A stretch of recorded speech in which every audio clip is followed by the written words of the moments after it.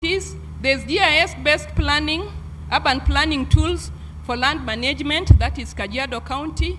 Turkana County has an education county digital education management information system and a feeder data collection system to manage pre-primary education, bursary applications, and digital reporting in time. So on that system, they're able to actually see who has received the bursary and has the money been paid, so that there's no duplication that one student is receiving more than one bursary.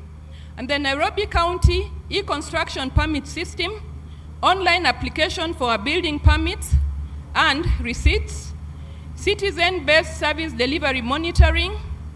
You could look at issues of street lighting, waste management through a service-oriented architecture comprising of a mobile app, SMS, and web interfaces. This is again another list. We've spoken about the e-permit and licensing, Nairobi, Mombasa, Kisumu, digital agricultural platforms supporting farmer registration and subsidy tracking. Major challenges that persist in integrating the said services is that, one, there is lack of data for infrastructure and utilities management. So that you'll find that if you go to a respective county, the data is still in paper form, it has not been digitalized. The other one is variance in digital literacy and ICT infrastructure across the different counties. Without reliable connectivity and hardware, best software cannot perform. And then, of course, there are also funding constraints for technology upgrades. But the most important thing is that no single engineering field can deliver alone. So engineers will work with fellow engineers. They will also work with the finance team. They will also work with land valuers. So what is the focus in terms of transport and infrastructure for digitalization? Digital road and bridge asset management. Know what the county owns. Smart traffic management and e-permitting systems. Infrastructure condition monitoring using drones and sensors. Intelligent traffic management systems. I spoke about Kenya Urban Roads Authority that is now working on a project to install 400 digitalized junctions. Then at the National Transport and Safety Authority, we have the Intelligent Road Safety Management System, where as a county, you're able to access how many PSV matatus do we have in Nairobi, what is the real-time speed the PSV matatu is doing, and that cuts across GIS experts, electrical engineers, ICT software engineers. Those will be for the portal and billing system, instrumentation and control engineers, mechanical engineers for pump and pipe automation. Remember, I said no single engineer can work alone when it comes to digitalization.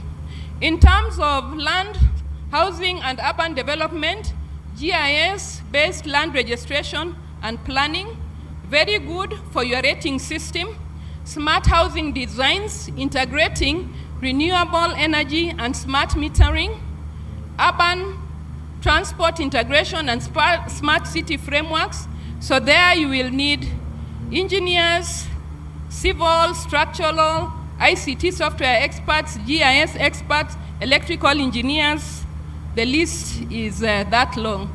In terms of livestock, again, smart fishery management system and marine traffic monitoring, Internet of Things, enabled agriculture precision farming, livestock tracking and smart irrigation, automated cooperative management platforms. And again, who are the engineers you are bringing on board at the county?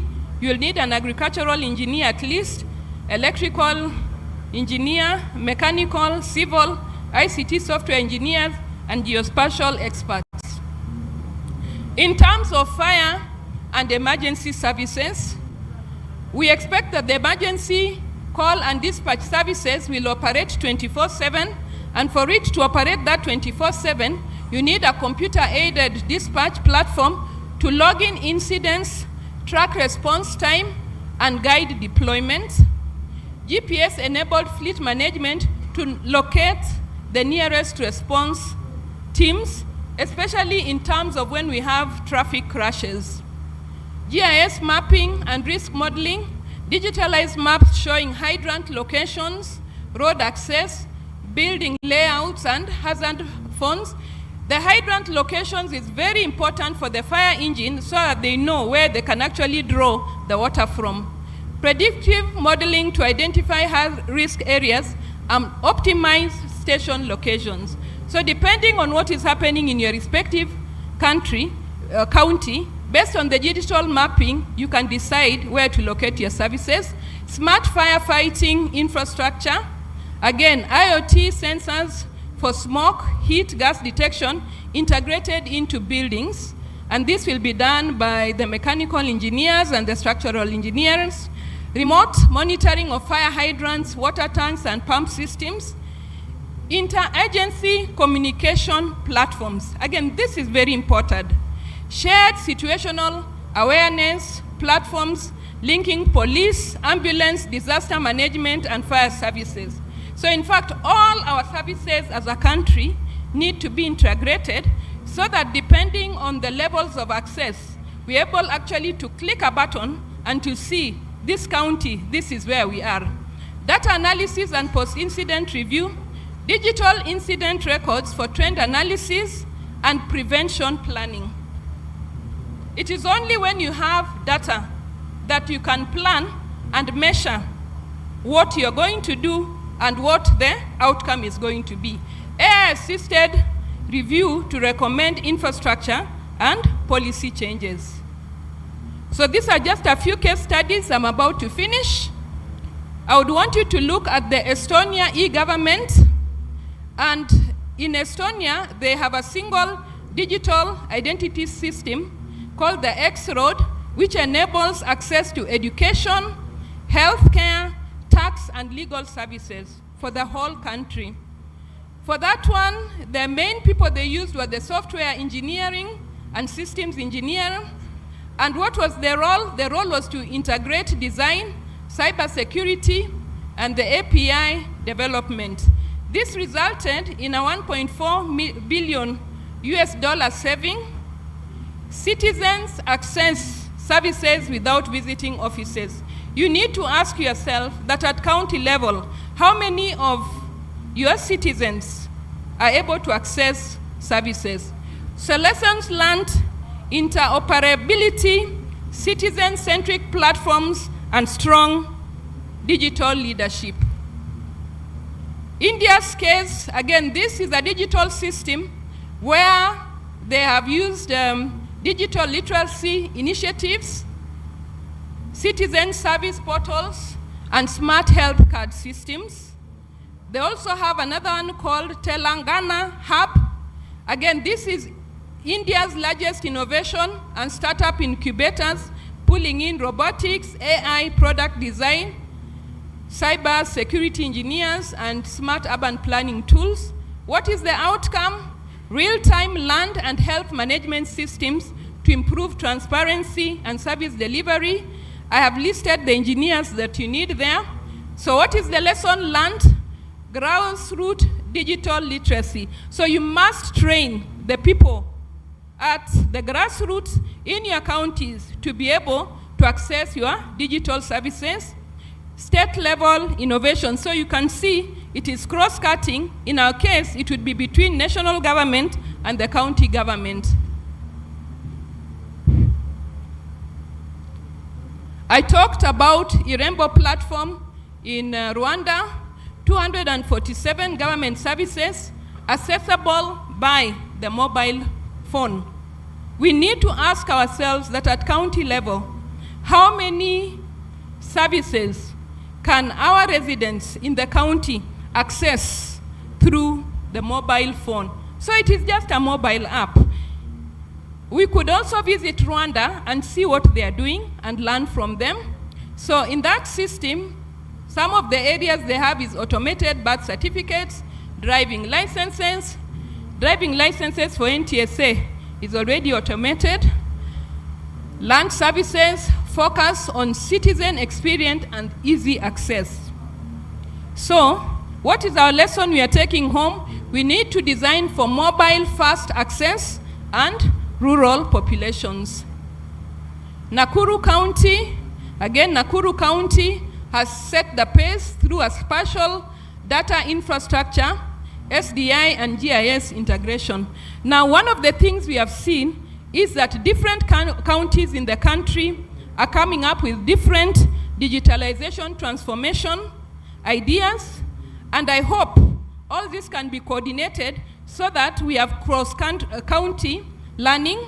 So Nakuru County is actively leveraging on GIS for urban planning to enhance service delivery, resource management, and overall development.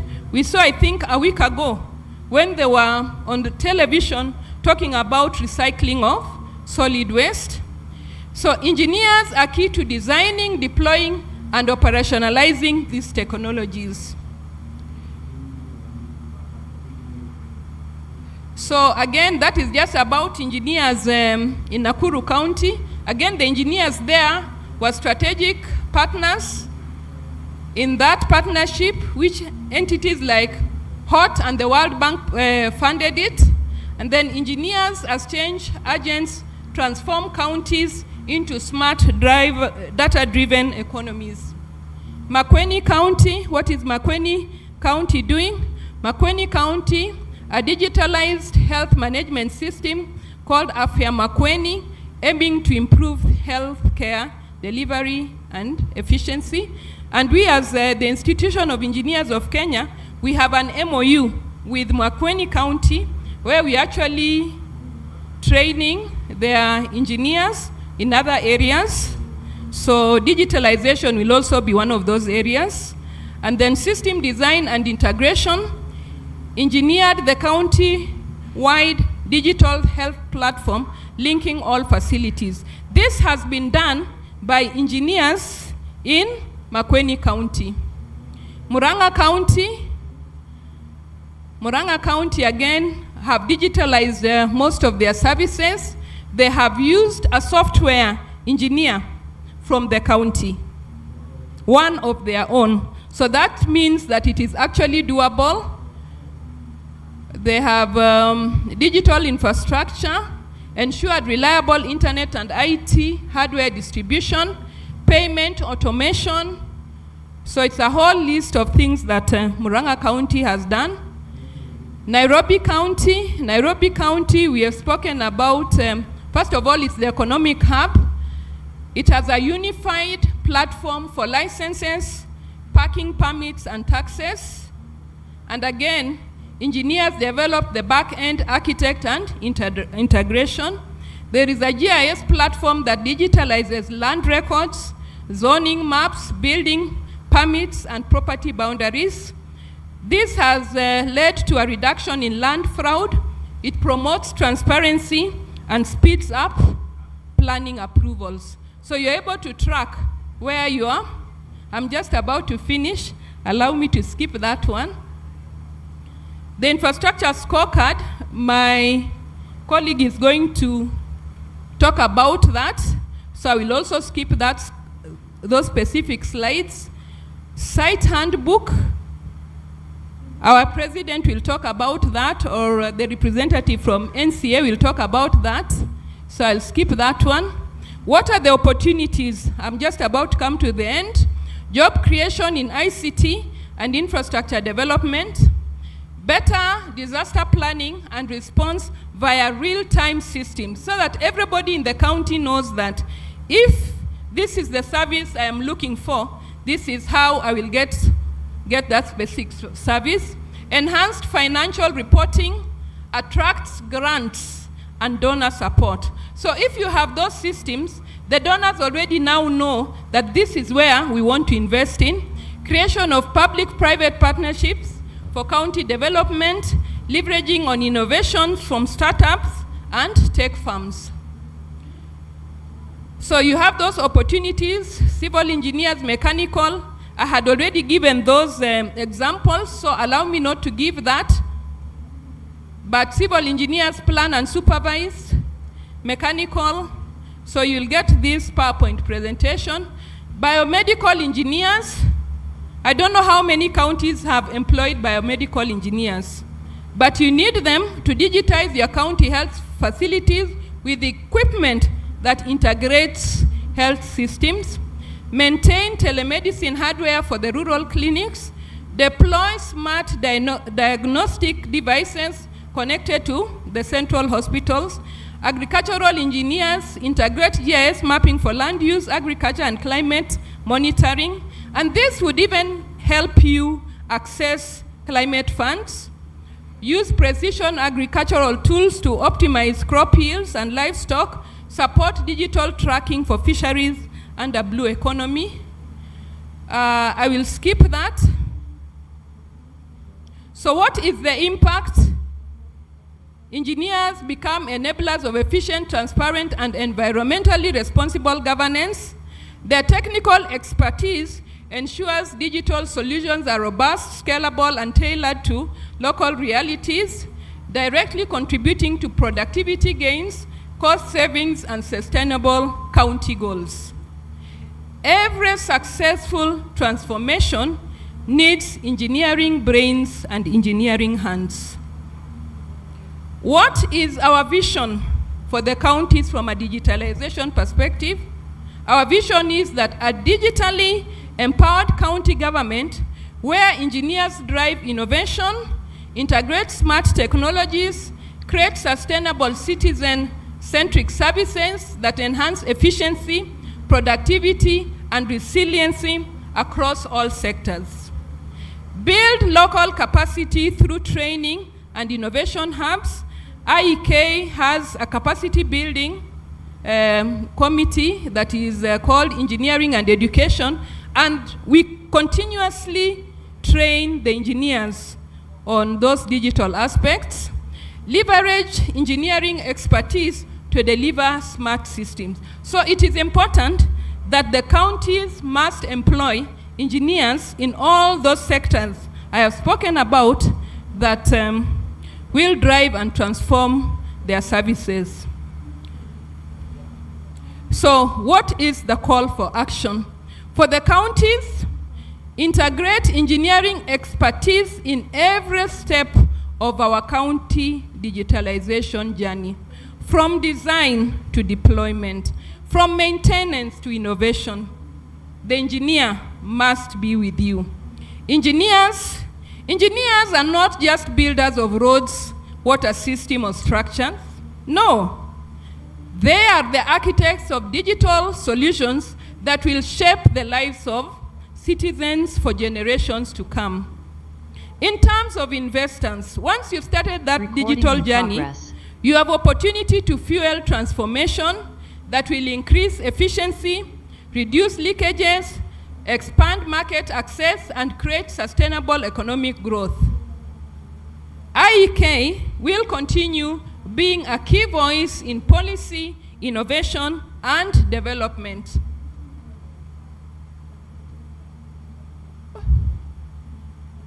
Finally, IEK, the Institution of Engineers of Kenya, commits to champion capacity building for engineers in emerging digital tools and platforms, collaborate with county and national government to ensure interoperability and data-driven decision-making, advocate for policies and standards that guarantee quality, safety, and resilience in digital system, mobilize engineering innovation to bridge service delivery gaps and improve citizens' quality of life. No county should be left behind in the digital transformation journey. Together, engineers can and will power a smarter, more productive, and more sustainable future for Kenya and for the counties. I think yes, this is the last slide. The future is local. The time is now. Let us invest in county digitalization and reap the benefits of a smarter, more connected, and more prosperous Kenya. Thank you very much. IEK will offer you all those engineers. The ones I listed, we have them, and I know the counties don't have them. So I hope you can advertise for the job opportunities. Thank you. Thank you very much, Engineer Christine Ogut, for that presentation. It cuts across, and we are enlightened. We want to recognize the Deputy Governor, Kiambu County, Rosemary Jerry Kirika, for being with us. Thank you very much. Thank you very much. We appreciate your presence. We just give engineer a round of applause. I want to, just a round of applause. I want to encourage us to note down the questions. If we have all clarifications, we are going to have a panel, a plenary panel session that all these things will be handled. Our next speaker will be Engineer Jennifer Korir, who is the Honorary Secretary, Honorary Treasurer, to the Institution of Engineers of Kenya. She will be taking us through the importance of infrastructure report card in supporting county agenda. Welcome. Thank you very much, Engineer Jackson Mwembe, our Home Secretary. Good morning. Thank you very much. My name is Engineer Jennifer Korir, as you have heard, and I'm going to take you through the importance of infrastructure report card in supporting county agenda.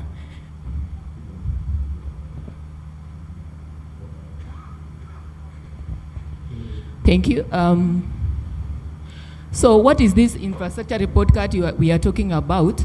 It is this research, first of all, was aimed at establishing a report card that evaluated both national and county government infrastructure score as at 31st December 2023. The sectors of focus in the 2023 infrastructure report card, and by the way, we have it, we developed, the Institution of Engineers of Kenya developed an infrastructure report card in the year 2023, and that is, I'm going to take you through what it is all about. And in the 2021, we did an infrastructure report card that covered national government only, and that is our baseline in some of the infrastructure sectors. So the preparation of the 2025 infrastructure scorecard is currently ongoing, and it will be done after every 2 years. I don't know if it is visible, but this was our scope in the sectors that I mentioned. There are these sectors that I mentioned: energy, oil and gas, that is 1; production and manufacturing sector, that is 2; water and sanitation, 3; education, 4; telecommunication sector, 5; health sector, 6; transportation, 7; buildings, 8; and agricultural sector. So those are the 9 sectors that we did for the infrastructure scorecard. So that was the scope, and we were talking about in oil and gas, we wanted to see the condition and capacity of power generating, and conditions of and capacity of each one of them. In production and manufacturing, we wanted to see the key stakeholders, types of industries, and in the building sector, we wanted to see the enabling environment, water and sanitation, adequacy of the and bulk of water supply, transportation sector, adequacy of coordinated of road networks, road coverage, and other transportation sectors, for example, railway and also air transport, also maritime transport. In the agricultural sector, we wanted to see the irrigation and agricultural sector, agricultural equipments available. In telecommunication, we wanted to see the mobile coverage, and health sector, we wanted to see the adequacy of the hospitals, and in the education sector, we wanted to see the number of schools, adequacy of the services, and support infrastructure, for example, the classrooms versus the pupils and all that.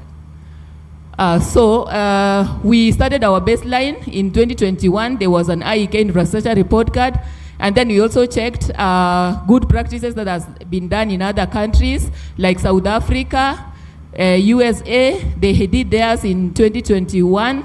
South Africa did theirs in 2022, and Japan also did in 2021. So the grading mechanism that we used, when you see excellent, it is infrastructure is performing optimally in every aspect. When you see B, which is good, infrastructure is in a condition and satisfies current and projected demands. When you see C, that is fair, it means that infrastructure condition is acceptable, although stressed at peak periods, it will need investment in the current medium term to avoid serious deficiencies. When you see poor, you will see that infrastructure is not coping with the normal demand and is poor state. It is likely that the public will be subjected to severe inconveniences and even danger without prompt action.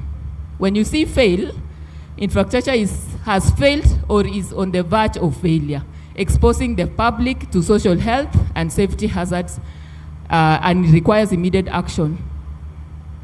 So when we go to the sector, in 2023, energy, oil and gas sector performed good. That is, capacity of generating equipment, 3,321.3 megawatts against projected demand in the 10-year horizon of 3,771. So the score was excellent. The capacity of transmitting equipment at April 2023 against the projected demand in 5-year horizon. However, undeveloped of redundancy parts, alternative routes has contributed to power outages. So the score was fair. When you see the emission control resulting from power reduced from renewable resources, it scored good. It was having a 7.42. Household power accessibility, fair. Power tariff compared to regionally Ethiopia, Egypt, Norway, South Africa, Tanzania, we scored poor. Midstream and downstream oil and gas storage market access, it was excellent. So the overall was B in the whole country. When we go to production sector, the sector contributed to 7.8% to the country's GDP, so it was fail. So industrial parks with favorable incentives ongoing at the River EPZ, operational construction. So all that EPZ, it scored fair also. KEBS task enforces quality standards, it scored fair. So let me see the average score for the production sector, if you can remove that part. So in water supply, we scored C, which is fair. So WASREP estimates 62% of the national population lived in areas served by regulated utilities. We scored poor. In WASREP also averages daily service hours at 17 hours, beating the acceptable sector benchmark of 12 hours. So there we scored fair. When you go to sanitation part, we scored poor. So the 2019 census estimated 7.4 of Kenyans practice OD relative to UN SDGs of zero target. So you see OD is open defecation, which means that there are some areas where sanitation is not being managed well. So that part we scored good. WASREP estimates seaward sanitation coverage by water service providers category at 16% against UN SDGs 80% target. There we scored, we failed. SDG 6, monitoring estimates our total volume of household wastewater safely treated at 78 million. There we scored fail. Solid waste per capita output, 0.5 kg by head day against 0.1 score. There we also scored poor. So fail, sorry. So in water supply we scored fair, sanitation poor for the whole country. Yes, when we go to building sector, which I think it will improve now that we are doing affordable housing. There was free online approval by NCA of building plans and construction permits by NCA and eliminated approval bottlenecks, and we scored good. Center of Affordable Housing Africa 2023 established our construction in part we scored good. So the UN SDR 2023 estimates 50.8% of our urban population live in informal settlements. There we scored poor. The same report also estimates 6.2% of the urban population have access to clean water against UN SDGs target of 100%. There we scored poor. So study of National Building Inspectorate report June 2023 established that around 5% of the total building under study were unsafe. So there we scored poor. So the building approval rates were still low in our country. When you go to road sector, our average was also poor, fair, sorry. So the UN SDG 2023 estimates rural access index of 64.4% against recommended 100%. So there we scored fair. KRB's RIGS 2023 estimated our paved roads rate of 3.4 kilometers per 10,000 inhabitants against the World Bank's average of 4.7 kilometers per 10,000 inhabitants for developing countries. So there we scored fair. 2023 report fatalities from road accidents at 65 killed per 1 million inhabitants compared to the National Road Safety Action Plan aimed at having the 2022 baseline of 87 killed by 1 million. So there we scored poor. So poor fuel quality, aging fleets, lack of mandatory roadworthy emission tests policy have led to increased emissions. So there we also scored poor. Railway sector, we also scored poor there. So the SGR was designed to handle 20 million tons annually compared to 6.29 million tons transported in financial year 2023. So we failed. Cargo transported in MGR increased from 787,000 tons in 2022 to 1,955,000 tons in 2023. The annual passenger transportation through SGR was 2,727,000 in financial year 2023. Decarbonization strategy aimed at electrifying SGR from Mombasa to Nairobi, shifting 30% of freight from Mombasa to Nairobi to road and rail. That one had not been done in 2023, so we were poor, or it was still ongoing. In airways, our score was also D. So Kenya has a total of 470 aerodromes. IATA's Sustainability and Economic Q1 2023 ranks Kenya in terms of Air Connectivity Index, ACI, at position 76 out of 100 countries. So we scored fail. 84% of KAA-owned aerodromes runway are in good condition, so that score was good. IATA ranked Kenya's Air Trade Facilitation Index at 69th out of 124 countries, Kenya Passenger Facilitation, and there we scored also poor. So decarbonization strategy targets to introduce certification policies based on sustainable aviation charter, and there we scored fair. Maritime, our score was good, B. Port of Mombasa has an annual capacity of 2.65 million TEUs. Kisumu Port 15,000 TEUs, while Lamu Port 10,000 TEUs. TMA report showed that Kenya's port capacity will slightly throttle the projected 5-year horizon, so it was excellent. Mombasa Port current waiting time is 15 hours against the 12-hour score, so excellent. Average dwelling time at 86 hours against the targeted 48 hours, that was score was fail. Decarbonization strategy also fair. So maritime average good. Agricultural sector fair. 551,000 acres put under irrigation against 1.913 million acres. So we scored fail. Agriculture roads dependent on rural access index of 62.5. The score was poor.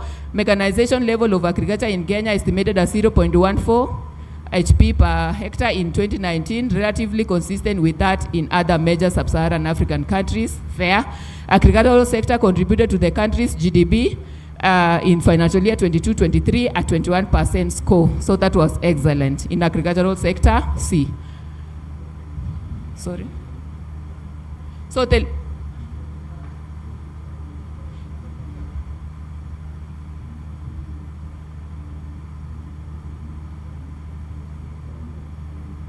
telecommunications sector, we scored B. Mobile operation in Kenya stood at 67.1%. Compared to global superpowers like the USA, France, UK, so we scored fair. Major towns in Kenya are in 4G and 5G connectivity, that is fair.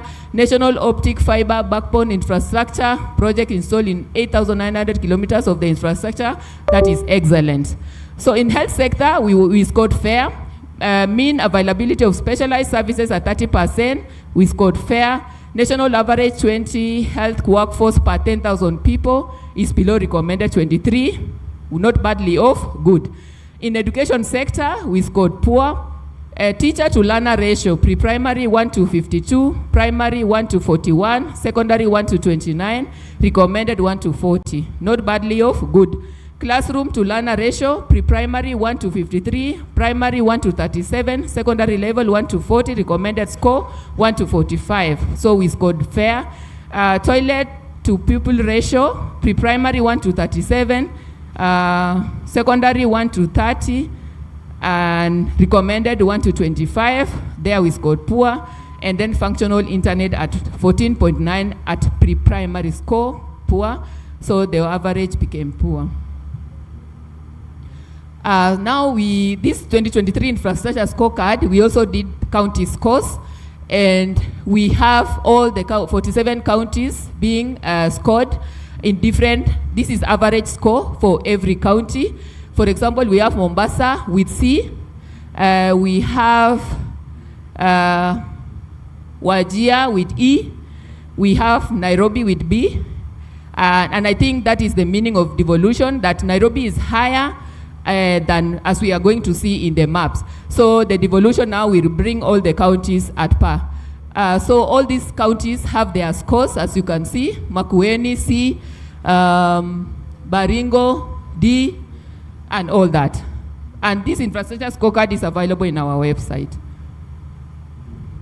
Now when we go to different sectors in each and every county, this is how we performed. All these are 47 counties, as you can see. So electricity access, you can see that Nairobi is leading at 97, and we have counties like Turkana, which is the lowest in terms of electricity. So when you see the map of Kenya, red being well electrified and green being not electrified. So you can see the northern part of Kenya is not electrified well, and I think that this infrastructure scorecard will now guide the government on how and the county governments on where to prioritize. So that is electricity access in every county. When we go to number of approved buildings, I think this is now building sector. You can see Nairobi is leading far away from many counties.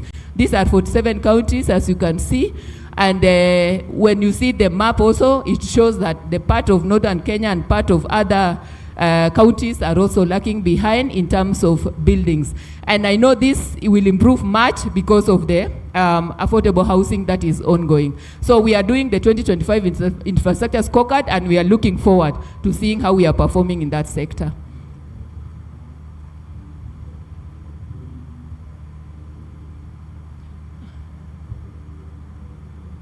Yes, when you go to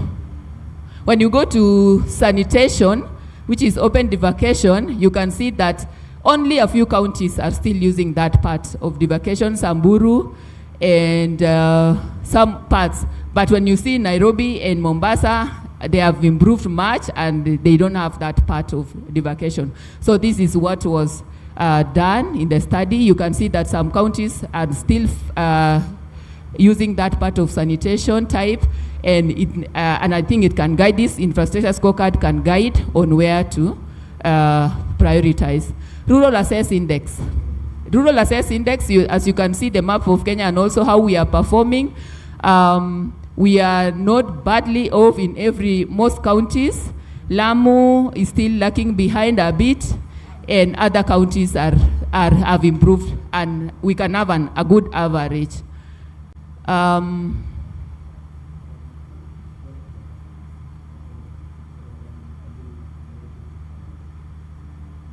Yeah, so main gauge railway, you can see that in most counties we are not doing well there, as you have seen in the map.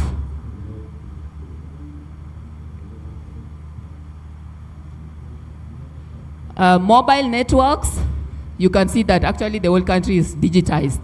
So you can see how we are doing in each and every county. We are doing well.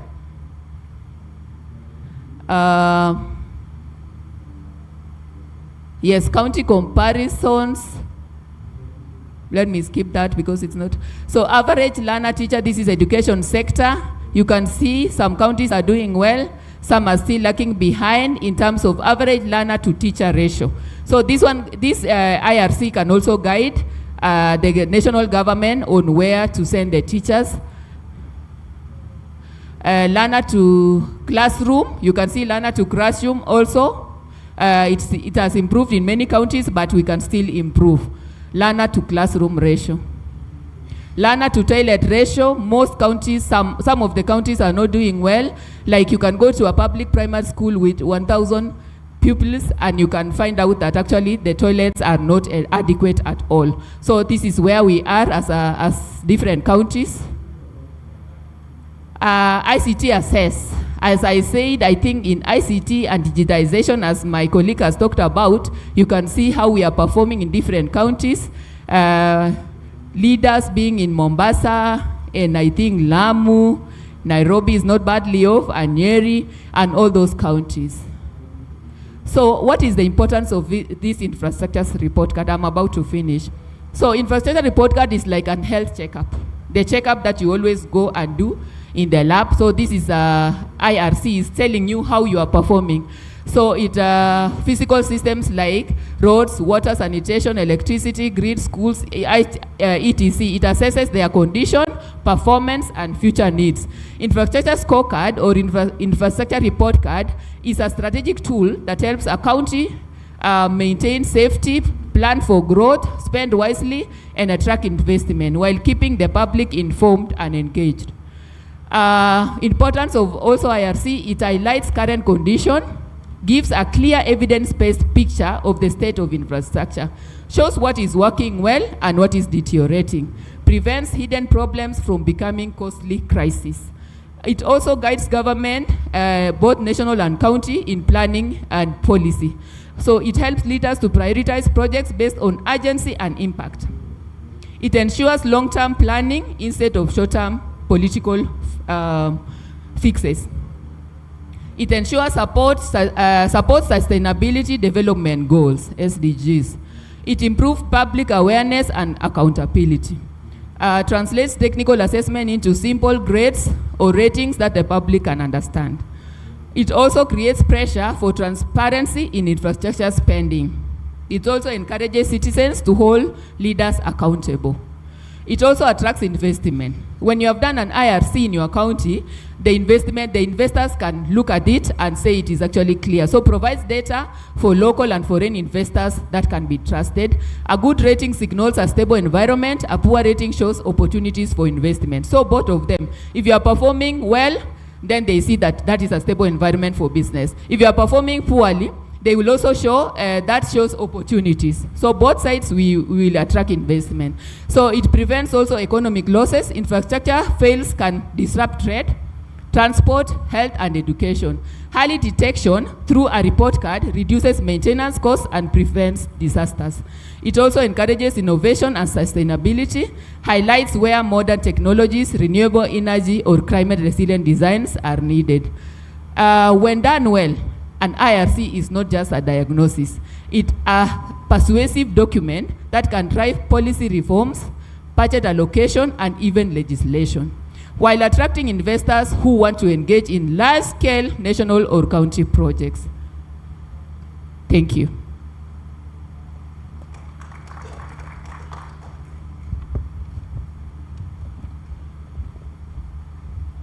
Good work, engineer. Another round of applause.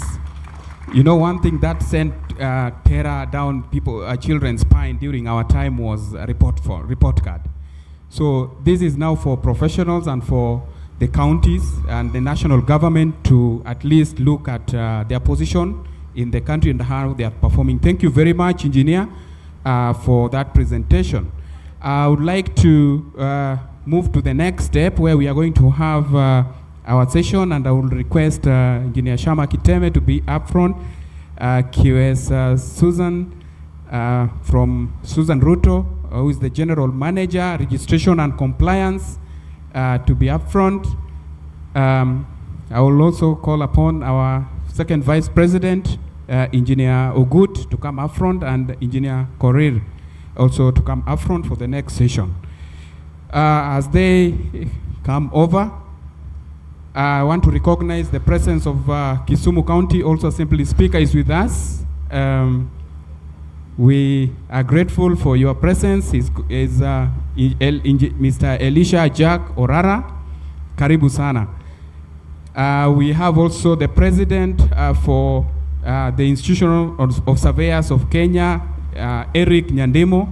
Just say hi, thank you for being with us. We appreciate your coming.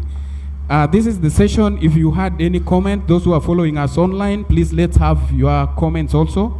We are going to move so fast during this session. We'll give you time also to ask questions. So thank you very much, panelists, for your presentations that we have had from the beginning. I just want you to take 1 second. You'll just say your name. Then we proceed with the session. I'll start from my farthest right. Good afternoon or good morning. Just your name, then... Recording in progress. Engineer Christine Ogut, Second Vice President, the Institution of Engineers of Kenya. I also work as a Deputy Director at the National Transport and Safety Authority. I am a civil engineer, road safety auditor, and I also investigate crashes. Thank you. Good morning once again. My name is Engineer Jennifer Korir. I'm the Hon Treasurer of the Institution of Engineers of Kenya. I'm a fellow member of IEK with 18 years experience. I'm also working with Kenya Urban Roads Authority, Nairobi, as a senior engineer. Thank you and karibuni. Thank you.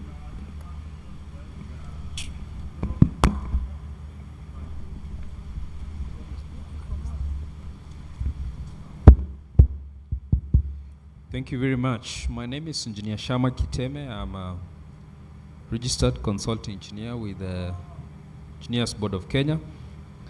I practice in the area of civil engineering with interests in structures, wastewater, and airport engineering. And I'm privileged to host each and every one of you in this side event. Thank you very much. Good morning, everyone. I'm Q. Susan Ruto, General Manager in charge of registration and compliance at National Construction Authority, and I am happy to be here. Thank you. Thank you very much, panelists. My first question goes to Engineer Shama Kiteme, who is the president. Would you highlight how IK can actively collaborate with the county governments to develop and implement policy framework that both accelerate digitalization and align with global engineering standards? Thank you very much, Honsek. The theme of our side event, definitely, like you've been listening all through, has been on digitalization. And we have also made a presentation on infrastructure report card. I begin from the point of understanding that everything requires leadership. And I think it's John Maxwell who says everything rises and falls on leadership. So for the conversation on digitalization to advance, there must be leadership. And that means the leadership in counties must be deliberate on moving into this direction. And if that intention and willingness is there, IK is available. We have been interacting with counties. We have entered into memorandum of understanding with Kweni County. The one with Nyandarua County still works in progress. And so IK has been presently available. We have had meetings with Council of Governors. We have met with the chairman, His Excellency, the Governor for Wajir. And through our collaborative efforts, we have been able to develop the site inspection manual. This manual is by intent and purposes going to revolutionize infrastructure, the building sector, most especially in the industry, done collaboratively between NCA, IEK, and COG. And so IEK is available when the leadership is ready and intentional about digitalization to help in crafting the frameworks towards this. We have been involved in drafting instruments, a couple of them, and so this is not new to us. We are pretty much available, but the intention has to be there from the counties, and we have seen the counties we have interacted with. They're very energetic in embracing some of these concepts and conversations. We are able to work around drafting the policies, drafting the instruments that are necessary, but not just that, training and follow through for implementation. And so this is about declaring and confirming our availability for all the counties, the 47 of us in this regard. Thank you very much. Thank you very much, President. To the that is to Christine Ogut, engineer. Infrastructure scorecard has just been presented here. Would you please just give us what priorities and guide what things can be able to guide high impact and in the digital transformation initiatives? Thank you very much, our own secretary. The infrastructure scorecard actually is a health check of where the different counties are in terms of service delivery, and how we prioritize what needs to be done so that you can have impact. The first thing is that you must link the infrastructure scorecard outcome or the results that have been provided.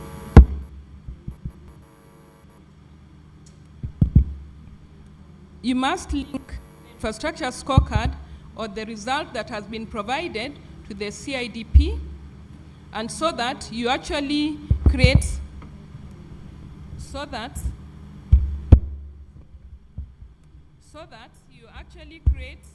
a map of where you are in terms of the services. Once you have maps where you are, then the next thing, you must go beyond just looking at the scorecard and try and find out why are you in that position and what resources do you need to invest so that you can improve in that specific area. So once you have then identified what needs to be done, then you can actually draw your digitalization map, look at beyond financial resources, what is the human capital that you need, so that, for example, if you're in the transport sector and you want to improve on road safety from a digital perspective, then you will decide, do I want to use AI? Do I want to use cameras so that I am reducing fatalities in my respective country from 50% to 30%? Then, so you've reduced the number of fatalities, you've set a target. You've also looked at, when you're using the speed cameras, you're looking at how are you then reducing travel time in terms of congestion. And so, depending on what your priority is as a county government, then you will determine that this is the area that I'm going to invest in the shortest possible time and have the highest impact. A quick fix would be like there are countries that have not digitalized the payment of their rates. So that is something that once you've mapped all your property owners, it is very easy to get an ICT engineer or a software engineer to actually do that service for you.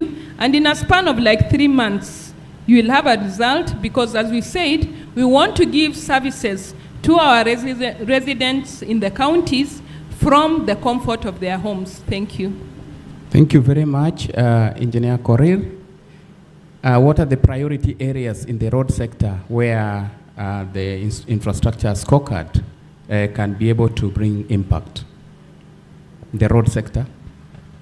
Okay, thank you very much. As you heard that I'm working with Kenya Urban Roads Authority, and I think that's why the question is coming on the road sector.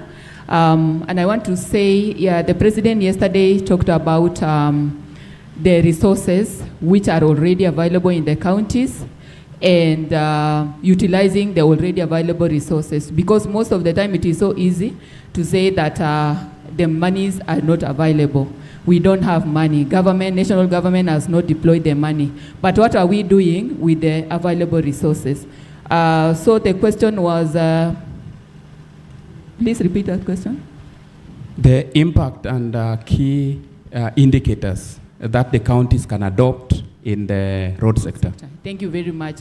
So in the infrastructure report card, for you to come up with that IRC, you must have the key performance indicators, which are normally called KPIs. So in the road sector, in particular, I know in counties we are handling several infrastructure sectors, but in the road sector, we can talk about the road network coverage. For example, the rural access index. How many people are assessing a road, all-weather road? How many of them? Or are all people are not having, all the roads are not passable? So I think that we can use that rural access index on the road network coverage in the county. Increase in road network length per year. How many did we pave? How many did we maintain?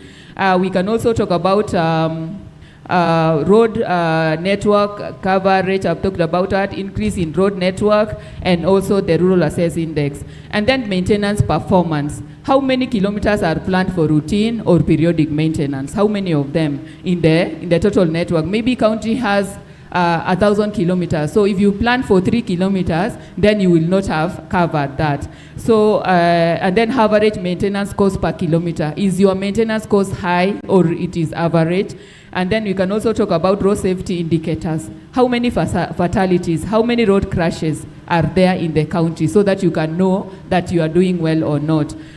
We can also talk about project delivery and funds absorption. Sometimes you award a tender to a contractor, and then 6 months down the line, no work has been done or no certificate has been paid, because certificates are paid based on the works done, then that means that we are not performing well. We can also check the quality of compliance. When we come for tests, for example, material testing and research, when they come to test those quality of those roads, how many are passing those quality tests? And then we can also check climate resilient infrastructure in the road sector. Are our roads all weather? Or when it rains, no produce will go to the market, or all that. So I think that is what I can say for now. Thank you. Thank you very much. So this is a document that can be able to help the counties to perform their duties very well. QS Susan, we see the inspection handbook, which is has been developed and is yet to be launched.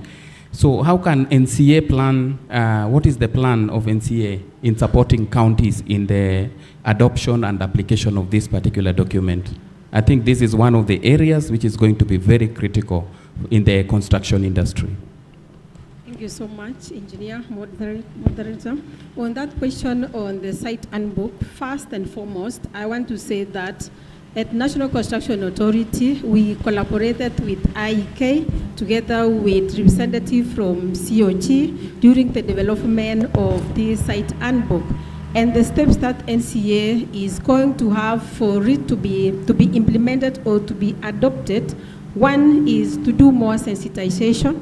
And on this, we will require that together with IEK, we'll do more sensitization, because most of our counties and also the professional in the construction field, I know this is a document which will soon be launched, and it will require more sensitization and also the training. So we plan for targeted training so that at our county levels, we'll be able to sensitize people so that they will be able to use this site handbook. And also at the National Construction Authority, we have also our project registration and quality assurance, where we carry out project registration, where we carry out quality assurance. So we will also amend our template for registration and also for quality assurance, so that it can have the provision for what is provided for. in the site handbook. So for now, that is what we are going to do. So we need more sensitization and also the training on the same, because the public and the stakeholders at large, they also need to understand how this site handbook will be used together with the National Building Code. Thank you. Thank you, QS, for your response. President Engineer Shama Kiteme, what is the role of IEK in this support?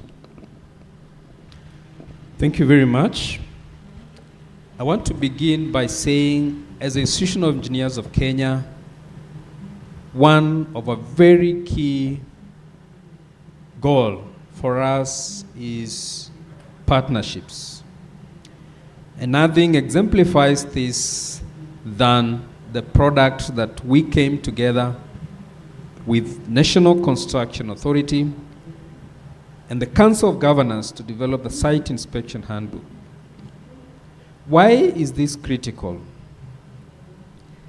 The other day, we saw a building that became a leaning tower of Pisa in Mombasa County.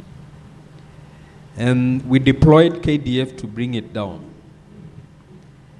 And several agencies came together to try to look into this matter. Now that is not new. Since 1996, when we had the first building collapse, we have had a number of them. And we have had investigations. We have had findings filed. There has been efforts to improve this situation, and we have seen, thankfully, the situation keep on improving. But one of our critical things that we thought working together with COG and NCA is that we can go a step further and document the various steps and checks that we need to make sure that we follow through in a construction site. So that then, not only do we standardize this, but we provide a means of making sure that there is no room for missing a particular check. There's a reason as to why the electrical engineer will tell you a socket needs to be 1 feet from the ground.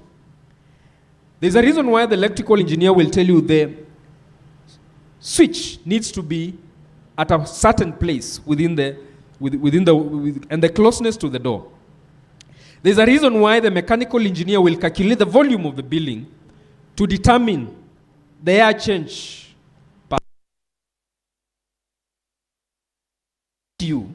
or AC system. Those are known by the experts. But the person on the site, the person who is implementing this in the site, does he have a tool to check and ascertain compliance to some of the expected standards? Now, this is where the Site Inspection Handbook comes in. That the necessity for slump tests, the necessity for cylinder crash test results being done and recorded on site, the necessity of having a mechanical engineer who is licensed, an electrical engineer who is licensed, and a structural engineer who is licensed, being actively involved in a site. That needs to be properly documented. Because every time you go to site and you find that things are not being done the right way, and you have no way of documenting and showing the right way that it should be done, then we are facing a gap.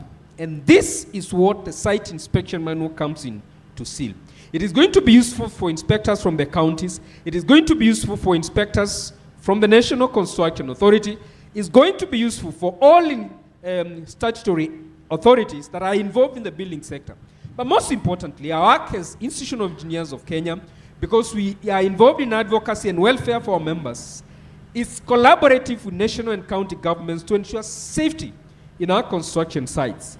We are presently available for training, capacity building, and equipping our sites, agents, inspectors, and everyone involved in the building sector so that collectively we can achieve the goal of zero collapse of buildings and making sure that we have safety in our construction sites.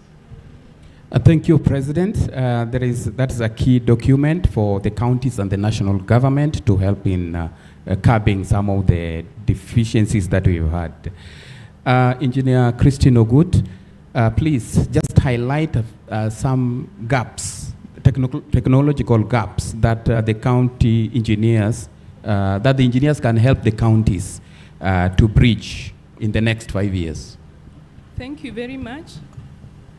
The biggest or the largest technological gap related to digitalization is the lack of a unified infrastructure map.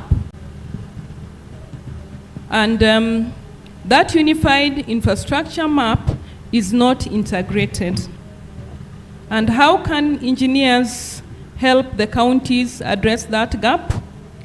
The first thing is that they will prepare a roadmap so that the specific infrastructure is actually mapped for a specific county, so that on one platform with different layers, you will have how infrastructure has been implemented across the county. Once that has been done, the next bits will be to identify the areas that are prioritized for improvement. And once that has been done, the county at that point will then invest in those areas, and it will now gradually monitor where it is in terms of digitalization of those specific infrastructure services. For example, when you improve road infrastructure, the next thing that happens is you've mapped that road, you've invested in it, then developments will begin coming up along the frontage of that road. And what that means is for the county government, you'll be able to actually increase in terms of charging rates. You'll also now increase your infrastructure coverage in terms of giving services like water. But for you to do that, we all agreed that then you will bring on board the different engineers so that you get quality services. So once you have invested, then now that cycle keeps on going on for the different areas that you've prioritized, which are linked to your CIDP, which are linked to your budget, and slowly now you're focused. You know which direction you're going, and by the time the next infrastructure scorecard is being done, you already know that I was at this level, and based on this level of investment, these are my achievements, and this is what I have done. So on the basis of that, you already have a roadmap where investors, whether they're development partners, whether it is the national government, or whether it is the county government itself, then already knows what areas it needs to invest in from a digital perspective. And for us, the greatest technical gap is the lack of that integrated map for the counties that maps all its services so that from there they can digitalize them. Thank you. Thank you very much. You can actually see that the information is here, and the plan and the roadmap is with IEK. So we are looking at these collaborations with the counties that we can employ that knowledge. I want to come back to you, QS, for this particular question. The public needs delivery, cost control, and quality assurance in county construction projects. So what are these game changers and innovation or system game changers that you have? Thank you, Engineer. On this, what we will need as a game changer will be remote monitoring of the projects and also the construction projects in our country. Once we embrace that, that is whereby we can use the GIS, the GPS, and also the drones. So as the authority, we are already piloting, or now we will also include GPS in our operation, because we realize that most of the construction projects, they are even happening in fast areas. And because of this insufficient resources, we may not be in a position to be in those areas at all time. So if we embrace the remote monitoring, we'll be able to reach out to that. And also, in together with that, also even in digitalizing our processes, so that at any given point, we'll be able to access all our projects, all our portals with regards to quality assurance. We'll be able even to monitor what is going on our construction sites. So also with the authority, we've already developed a mobile app where we are calling the Utensi app, whereby when our inspectors go to sites, they are able to update on the status of the construction projects. And also together with that, we've also digitalized all our processes. This is with regards to project registration and even contractor registration, whereby any stakeholder, you will be able to check any construction projects and also to confirm the status, and even the consultants who are undertaking those projects. So at a click of a button, without visiting those sites, you will be able to monitor, you will be able to track the progress of those. So those are some of the innovation we can employ in this construction sector. Thank you. Great, very insightful.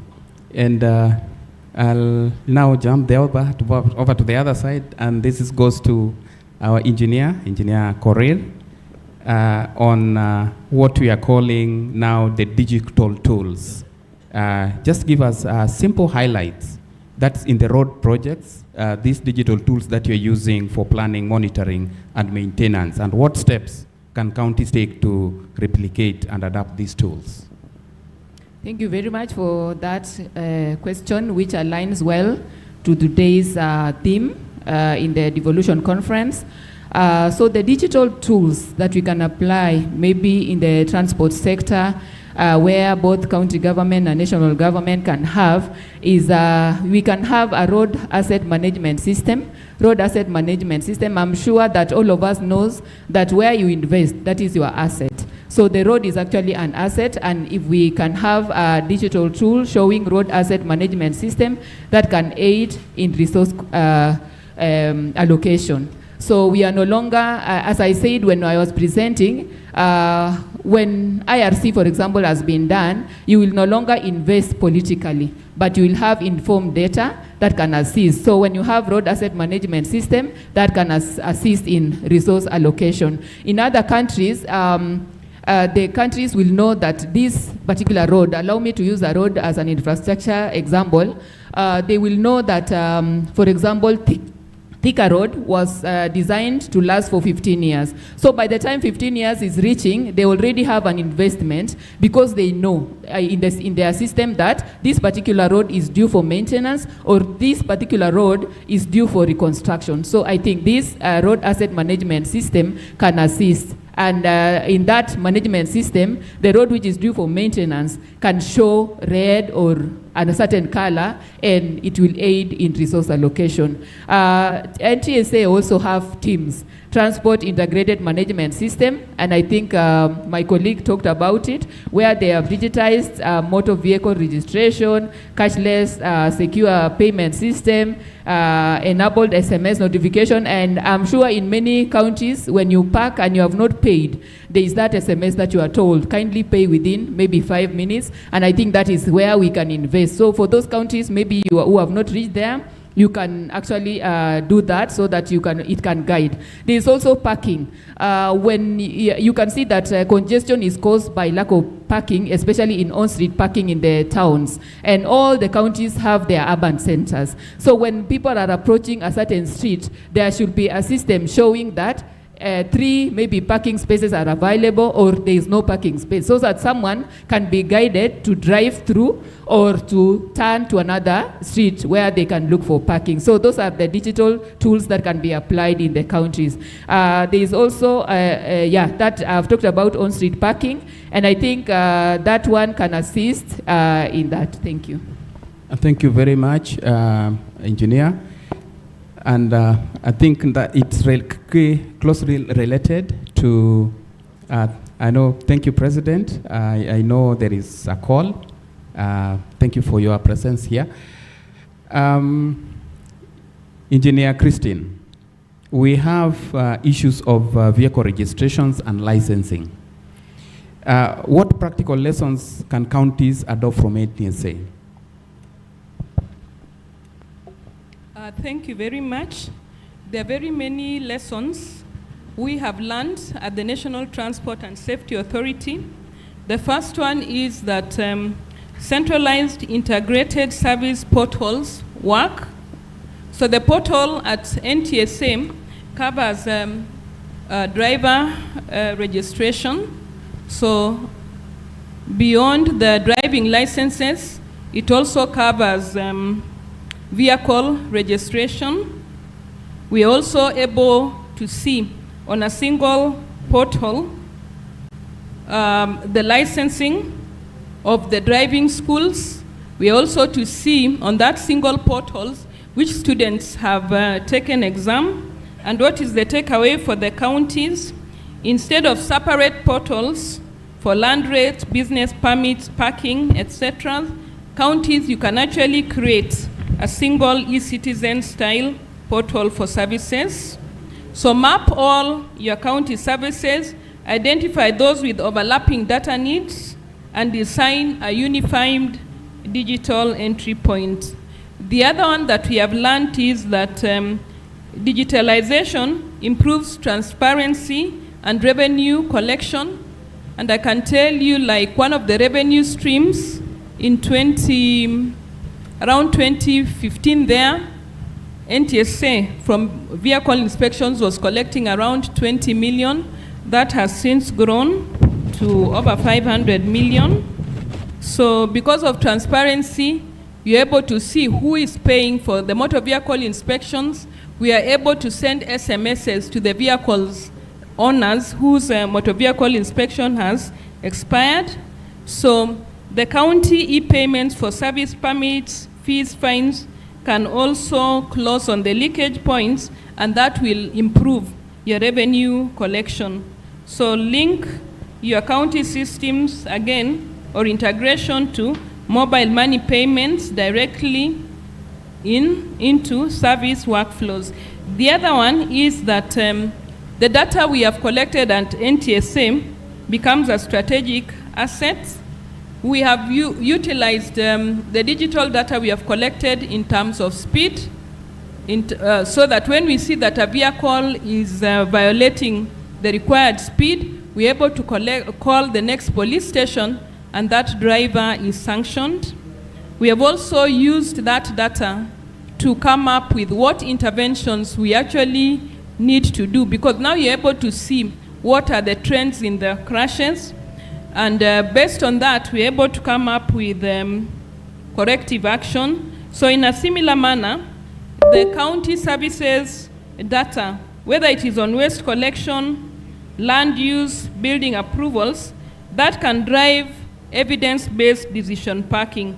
So beyond just having the data, what you do with it is very important in terms of planning for infrastructure. In terms of public awareness, one of the things, again, we learned is that, and I always see when we introduce a new area of digitalization, initially you meet some resistance because the users do not appreciate why you have gone that direction. The last one, when we brought on board the digital speed limiters that actually transmit speed data to the servers at NTSA, initially we had resistance from the drivers, from the vehicle owners, but that system, what it does is that you're able to see if a driver tampers with the speed limiter, you're able to know at what point he tampered with the speed limiter.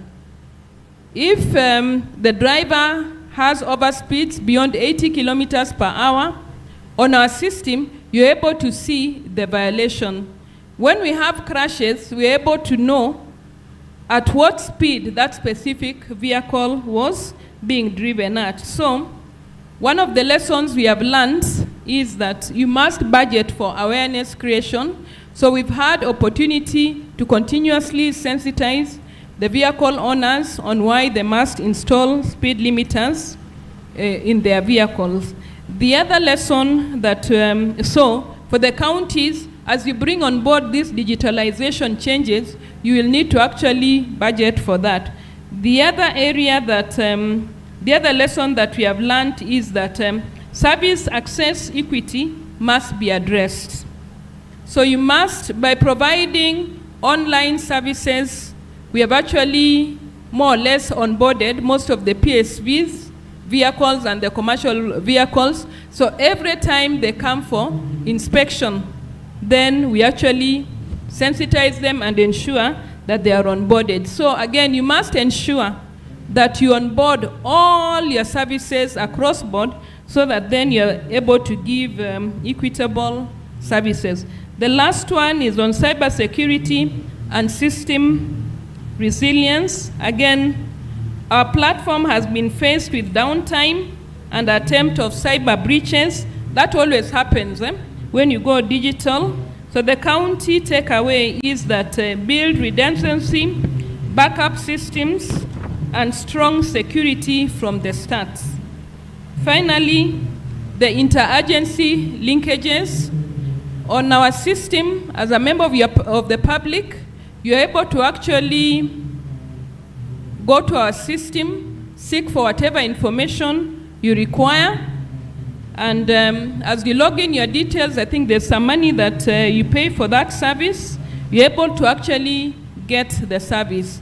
If it is KRA, they're able to get onto our system and look at the vehicle, and our system is integrated with KRA, so that for all the vehicles, you're actually able to see, has this vehicle paid its taxes or not, import duty on the vehicle.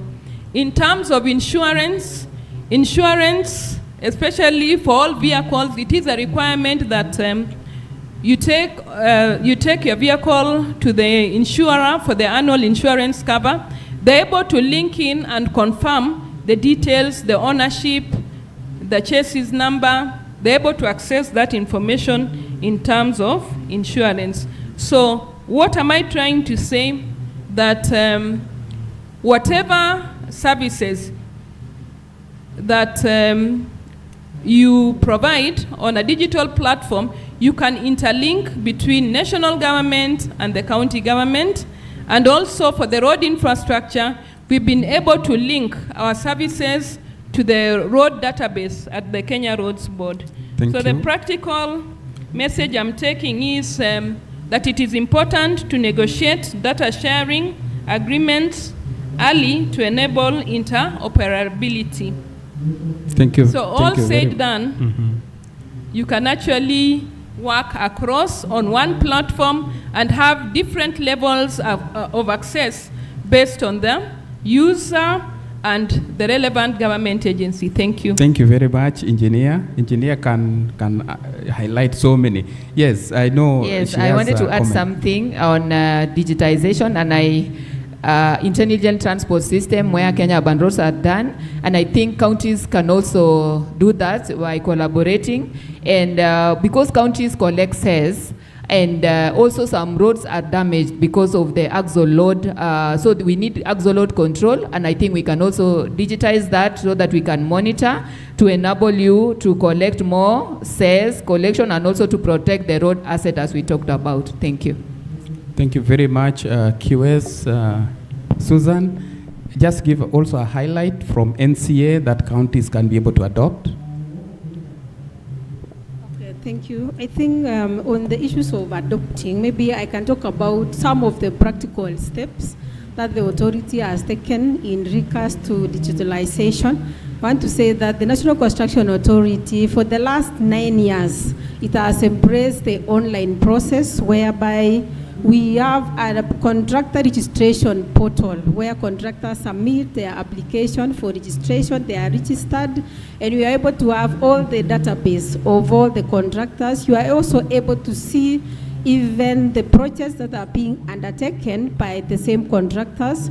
We also have the project registration, whereby the developers or the clients, they have an opportunity to submit their project, to register their projects, to indicate who their consultants are, so that at the same time also the stakeholders, if you want to get any data with regards to all the construction projects which are taking place in our various counties across the country, we are able to provide that particular information. We also have an online accreditation portal where we register and accredit our skilled construction workers and also the site construction supervisors.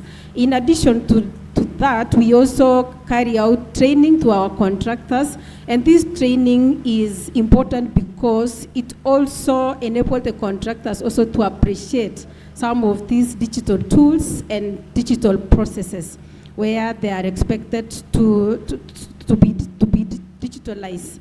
Apart from that, also we have also decentralized the access of our system, that is board registration, RCIS, which is Regulatory Information Construction System, and also our online registration process for the project, whereby all our stakeholders, the consultants, in this case, we've managed to integrate with Borax and also EPK, whereby IEK members are also registered by EPK. So in that way, they are able also to update their projects, and we are able to view the status of that in our portals. And all these processes, it is also able to reduce the cost because, for example, if it is for a contractor, instead of visiting the various offices to process your registration process, you are just able to submit your application at the comfort of your desk.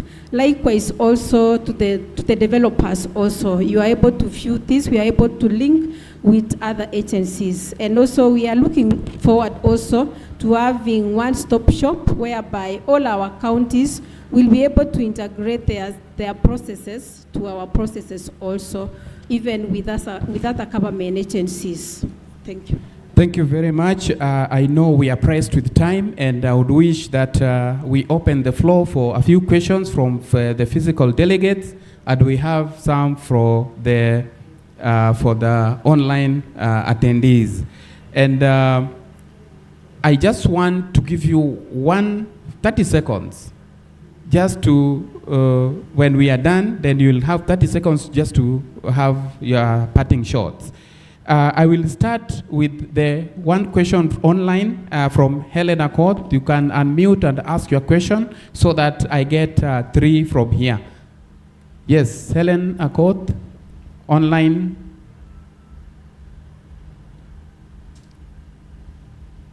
Can we be able to get the question? Okay, as they prepare. Yes, madam, you can we have the roving mic? Please. We need support from you. Thank you very much. My name is Commissioner Dorothy Ochieng from Homa Bay Municipality. Allow me to congratulate you.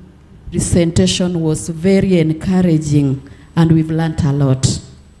I have one question dealing with human resource. Majorly, the county governments as well as the national government is really suffering from ghost workers.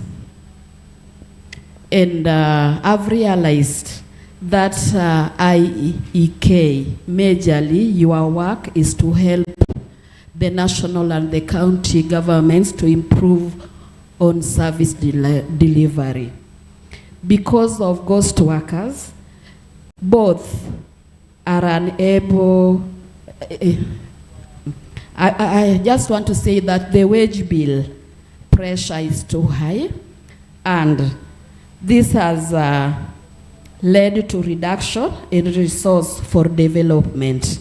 So, in your GIS mapping and risk modeling, how can you help both national government and county government to solve this issue of ghost workers, because it's becoming a thorn in these two governments. Thank you.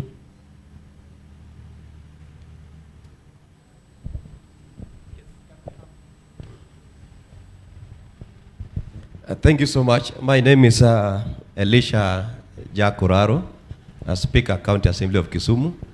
I am an engineer by profession, water and environmental engineer. Now, I want to appreciate you for the presentation. I've got 3 short questions. One goes to the QS. I like her presentation, but my concern is, to what extent do you work with the PPRA, the Public Procurement Regulatory Authority, in terms of ensuring quality assurance? Because you are aware that currently, when you are doing evaluation for contracts, it is the lowest evaluated responsive bidder. But you find that there are people who may quote lower to get their projects, and in the long run gives low quality. But for you as a QS, you have even determined rates applicable to different items. But you see, when it comes to evaluation during procurement, that is not followed. That is one. Number 2, I hope the chair was here, but at least the vice chair is here and the secretary is here. 2 questions for you. One, the entry point for engineers at county level, you know, is a bit high. That's why when you go to counties, you find that there is a few number of engineers employed. I wonder what you are doing to maybe negotiate with Public Service Commission and the boards across the counties to ensure that there is employment of engineers at the counties. The entry point, the entry level, when I talk of the entry level, it means in terms of remuneration. I think it's a challenge. So there is a high turnover of engineers at different counties at different levels. Now, lastly, is on monitoring. You are aware that yes, as engineers we do design, but again the supervisory role lies also again with the engineers. But I've heard the president present, and in his presentation he mentions a lot the COG and other levels. Where are the county assemblies? Because one of the roles of the county assemblies is oversight, and there is a thin line between oversight and supervision. And where the rubber meets the road are the ward representatives.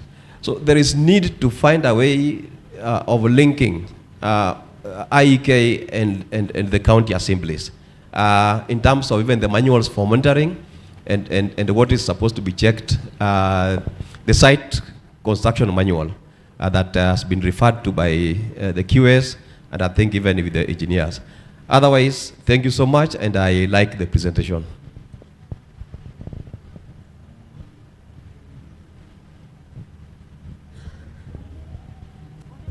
So good afternoon, my name is Kariuki from IGRTC. I have a short question. I'm an engineer by profession. One of the challenges that we are having so much is digital literacy, especially in the counties. I've visited almost 47 counties. Especially there is a lack of digital literacy. Digital literacy. In terms of those engineers, we have, I don't want to use that word, but those engineers who are in the counties since they were municipality. So the level of the upcoming technology which is coming up, there is a big gap. As IEK, how are we doing to bridge that gap? Because you found some of the counties or some of the technology which is being used there is obsolete. Thank you.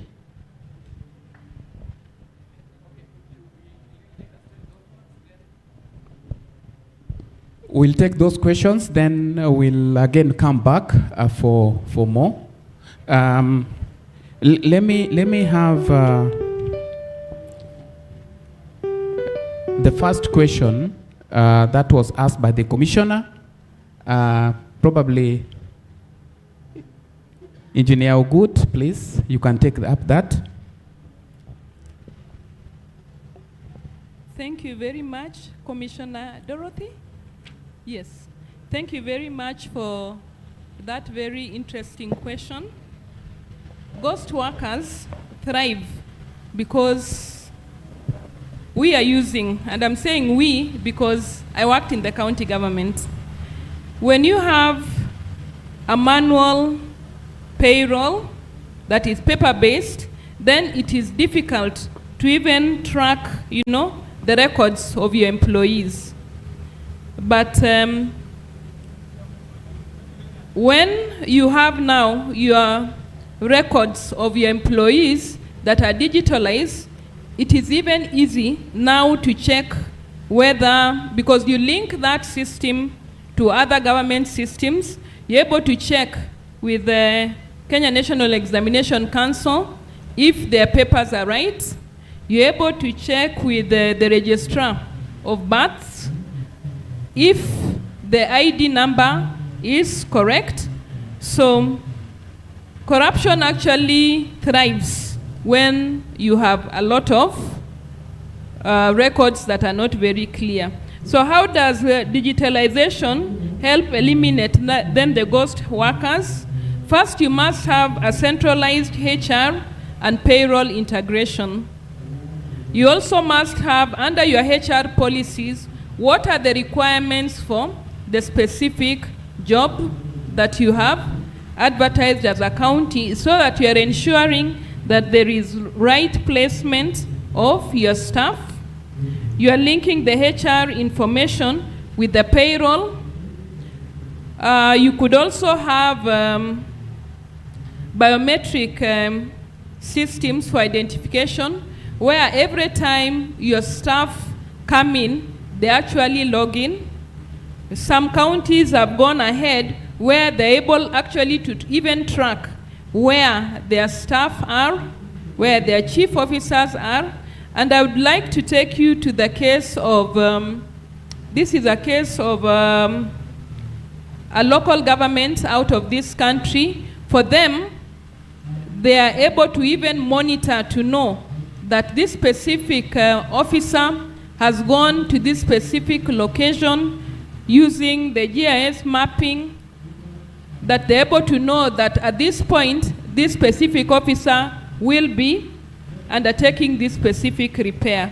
So using the national ID, bank account validation, audit trails, all that, you can actually have the data on one platform. And on the basis of that, there will be no ghost workers, because one, you'd have linked them to a specific ID. Two, you'd have linked them to a specific fingerprint. And three, you'd have linked them to their right academic qualifications. Thank you. So you must digitalize your HR records. Thank you. Thank you very much. Let me come to QS Susan to react to that question on awards to the contractors who do not have capacity. Okay, thank you, my colleague, for your question, where you are asking to what extent do we work with PPRA to address the issue of contractors who are being awarded works just because they are the lowest evaluated. On this particular one, it is not only to PPRA. This is something also which applies to all the implementing agencies, whether it is national government, whether it is counties, whether it is also private partners. When it comes to registration of construction of contractors with the authority, contractors are registered in various categories and also in various classes of works. Maybe I can highlight on the issues of classes of works, where we have the building works, road works, water works, electrical engineering services, and mechanical engineering services. As part of classification, there is also categorization, whereby contractors are categorized from NCA 1 up to NCA 8, whereby NCA 8 is the lowest. And for various classes of works, they have different value limits. For example, if it is building works, for example, and you are registered under category NCA 8 building works, you can only undertake works which are 10 millions. But if you are a building contractor and you are NCA 1, then it means you can only handle construction of value of more than 500 millions. If it is road works, you can only do works which is more than 750 million. And it is brought down like that up to NCA 8. But what we've observed is that when it comes to implementing agencies, not really PPRA, what implementing agencies, when they are tendering, when they are asking for bids, you find that they are tendering for works which is, let's say, 10 million, for example, and you find them inviting even NCA 1 contractors. Or the categorization you pick from, let's say, NCA 4 and above. So when you group all these contractors, you will find that an NCA 4 contractor and NCA 1 contractor, how they will price their tenders. There will be a big difference, because when it comes to an NCA 1 contractor, you find that they have more overhead and more capital to meet. So when it comes to their pricing, you find that an NCA 1 contractor, for example, will price high because of more overheads in their companies. But when it comes to NCA 6, for example, you find that they'll be pricing very low, because maybe for them, they don't even have a workshop. They rely on just engaging day-to-day workers. So you find that their overhead for them is lower. So how to address this is encouraging all our implementing agencies to adhere to the value limits. If the value of works is 200 million and above, for example, then the category of the contractor that you invite a contractor who can only handle those particular value of works. So that applies to all the implementing agencies. So what we are doing as NCA is to sensitize more. We sensitize on the implementing agencies and also PPRA. So whenever a tender is put on papers and we find that maybe the requirements does not meet what is provided for, we always write to advise on that. In addition to that, of course, we've also had complaints on the capacity of most of the contractors which are registered with ourselves. So currently, the authority is revising the evaluation criteria, whereby for you to be categorized into a particular category, you must prove evidence of work done in your past experience, so that when you are given some particular works, at least you've demonstrated that you have the capacity to undertake those works. Thank you. Thank you very much, QS. I want Engineer Corey.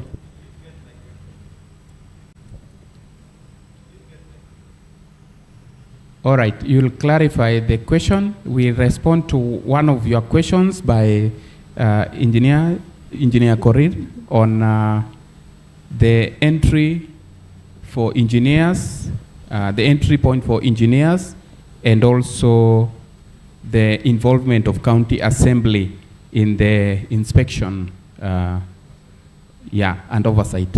Engineer Korir. Thank you very much, Mheshimiwa, for that question. So you say that entry point for engineers in the county level is a bit high. I hope that is the question.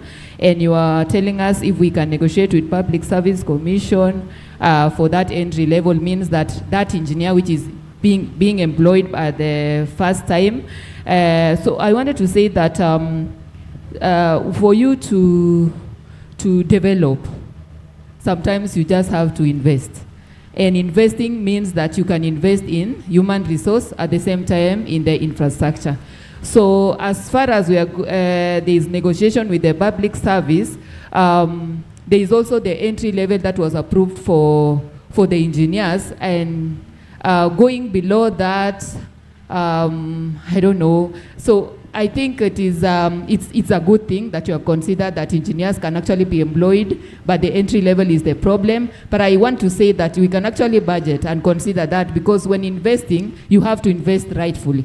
You have to invest for the right human resource. You have to invest to employ the right people for the right system. So I hope I got that question. But I think they're still open. We can still talk to the public service, but I want my engineer to add something. Thank you. 30 seconds. Thank you very much. When I joined the local government, and I want to tell the county governments that county governments used to even pay more than national governments. Somewhere along the line, with the increments in the salaries, national government then overtook county, the local authorities in paying, because remember, the payments for the local authorities was negotiated under CBA. So, for you to be able to retain, because for me I worked for 27 years, for you to be able to retrain the engineers, you must give them a good package. We had training opportunities, and those training opportunities, when you went to Public Service Commission, there was a desk officer specifically for the local government, and so we enjoyed the benefits of training. And once you got trained, you're also entitled to a promotion. And beyond that, which you don't get in the national government, is that as a county engineer or an engineer then in the council or in the municipality, you are able to rotate and get more skills. So once you worked in the different sectors that were owned by the council or the municipality at that time, then it was easy for you to get registered as a professional engineer. So we had better working environments than we have now that are more politically driven. Although again at that time we still had councillors, but you really need to look at why are the engineers leaving and address that problem. We at IEK are willing to come and meet the county assembly and discuss further. Now, you have talked about the issue of oversight. Now, engineers are technical, and we must agree that the assembly is made of political leaders. The question is that are you willing to then listen to the technical side, the technical advice we would give? Because it is based on that technical advice that then you, as the oversight of the counties at the assembly level, you'll be able to make informed decisions. So if you look at today's presentation, we have given you an infrastructure scorecard. We've also talked to you about digitalization. And I want to believe that if you read the infrastructure scorecard, it will tell you where you are, where you need to invest as a county. If you look at digitalization, it will now open the officers who are working in the county to be more accountable, transparent, and at a click of a button, you in the ward will be able to know where you are in terms of service delivery. So we will write to the Council of Governors, because that is the body we go through, to organize for a meeting between IEK and the county assemblies so that we can engage this conversation further.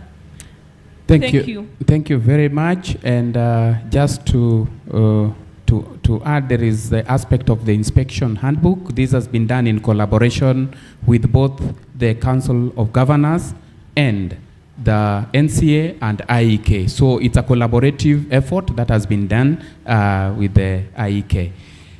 Maybe for one clarification, then we can be able now to close this. Just one clarification on the first question. Assume all the contractors are in the same level. My concern was when you tender or you send bids outside, there must have been an engineer's estimate somewhere internally that this work, for it to be complete, it can cost maybe 10 million based on the engineer's estimate. And that estimate is based on the QS rates that they are provided. Then when you advertise, somebody intentionally quotes low to get the work.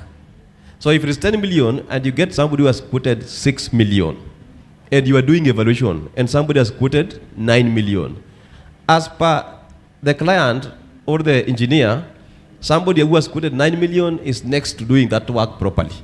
Somebody who has quoted 6 million will run away from the project. That's what I was saying. So I'm asking, to what extent are you working with the procurement guys on the issue of evaluation? So that apart from the lowest evaluated responsible bidder, you also look at the rates. It used to happen initially, sometimes back, that apart from the overall cost, you also look at the rates of the items provided.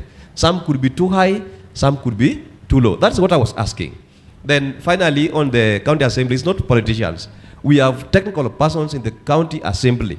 The members come in and go away every 5 years. But there are technical persons who are there, who are the custodian of all the things that happens there. Thank you so much. Thank you. Thank you very much for highlights and for the information. And I believe this requires a collaborative effort so that both the professional bodies together with the county and national government to work together so that we can be able to, change laws where appropriate. Thank you very much. And we have some questions that are coming to us from online platform. We have performance measures. What practical data-driven indicators can be used to fairly assess the performance of elected leaders in service delivery, considering the different levels of government responsibility? That's question one. Question two, they are behind you, transparency and digitalization. How can digital tools such as online dashboards or citizen scorecards be implemented to make government performance transparent and accessible to the public in real time? And last question from our online platform is accountability and political will. What strategies can be put in place to ensure that performance metrics genuinely influence political accountability? Thank you very much for those who've asked these questions online. And as our panelists are responding, I want to give them each 2 minutes so that you can respond to this aspect. As at the same time, you give us your parting shot so that we bring this session to a close. And afterwards, I'll call upon the next person to guide. I will start from QA Susan. Thank you. I'll clarify on the question which was asked with regards to the lowest evaluated tender, and you're asking to what extent we work with PPRA. You realize that the PPRA, they also have a law, or it is provided for in their act and also in their regulation, whereby the contractor that can be awarded is lowest evaluated. So in the scenario that I had explained earlier, it was for the case whereby maybe contractors are of different categories, but you've clarified that in this case we assume that all the contractors are of the same categories. So in this, if they've gone through the registration, then all of them must have the same capacity and capability to carry out those works. But when it comes to the lowest, whereby you just disqualify somebody because of tendering law, because before even an award is given, if a contractor has tendered much below the estimate, for example, I am aware that the client have a liberty to write to that contractor to confirm whether he will do those works as per the rates which are given. So in the law, there is no way we can disqualify that contractor. Previously, Public Works, for example, they used to have an engineer's estimate, whereby if you bid plus or minus 10%, you are going to be disqualified. But currently, in the revised law, there is no provision for that. Thank you. Thank you very much, and that requires a clear alignment of laws so that such can be resolved. Yes, but yeah, I believe you also had your parting shot in the same, so you can give us your parting shot, then we get to Engineer Korir. Okay, thank you so much. My parting shot is that I appreciate this participation. I know it has been an insight, it has been interactive, and we look forward to working together, collaborating together to make the construction industry a better place to be. And maybe to end, Authority, we are also having a site event, which is starting at 2 at tent number 9. So I'll also kindly invite all of us to join us at 2. Thank you. Thank you. Thank you very much. Before I do my parting shot, there was a question from Kariuki on digital literacy. And I wanted to say that maybe the engineers or the members of the counties, the staff of the counties can be actually trying to attend, especially engineers, to attend the IEK capacity buildings, which we always organize in different digital platforms. And also, IEK can also do specialized or institutional training to address the gap. For example, if we can come to Kisumu County and say that they want to implement this item and they have not, their engineers want to know, we can actually tailor make a training for that particular county or even an institution. We have done that in even national government. There was a question on performance measurement for assessed elected leaders. I think that is a collaboration that we can, maybe next time when we do IRC, we can get a performance indicator for the elected leaders. So for my parting shot, I want to appreciate you for coming to listen to us. And we are currently doing, IEK is doing IRC 2025, and we'll be looking forward to receiving data from different institutions. And at such a time as this, maybe next year, we'll be able to present IRC 2025 and see how we are performing. Thank you. Thank you very much, Engineer. Yes, Engineer Christine. Thank you very much. The issue about the political leadership and how you measure their performance is really a public perception. So it is not normally very objective. So you'll find that the political leader who is more visible, even if it's just turning the water tap or being at a borehole, people will say, ameleta maji. Yes, he has brought water, but it is serving how many people?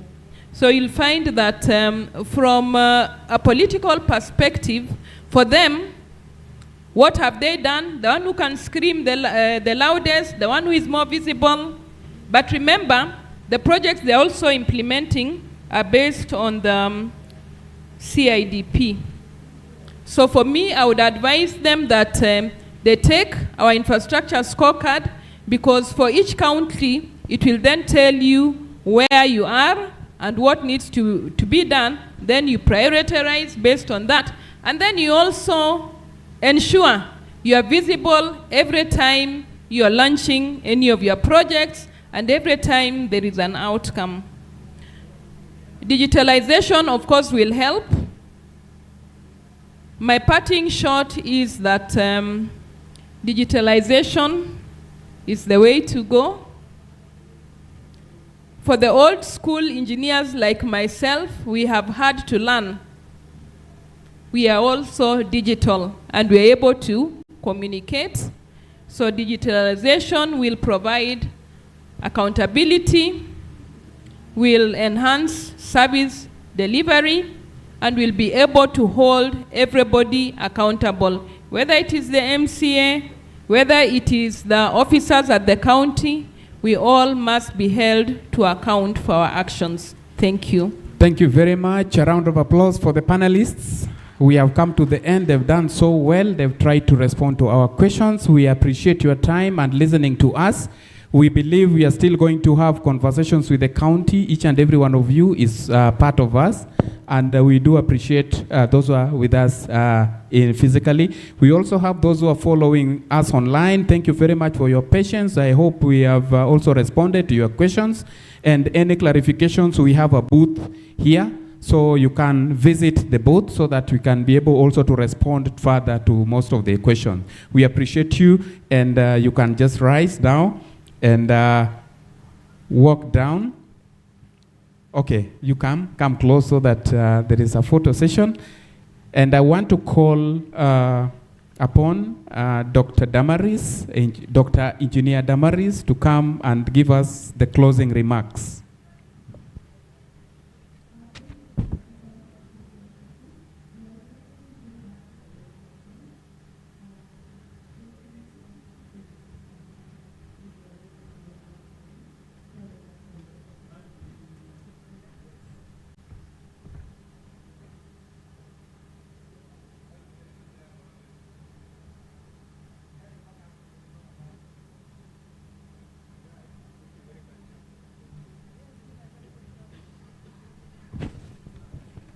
So, engineer, welcome. I'd like to take this opportunity to thank you all for joining us in this side event. Thank you all, and what I would like to just emphasize is that all the services that IK is to offer in the various counties, we are devolved, we have various branches, and in each branch we have the county heads. So at the click of the button, you can always meet us.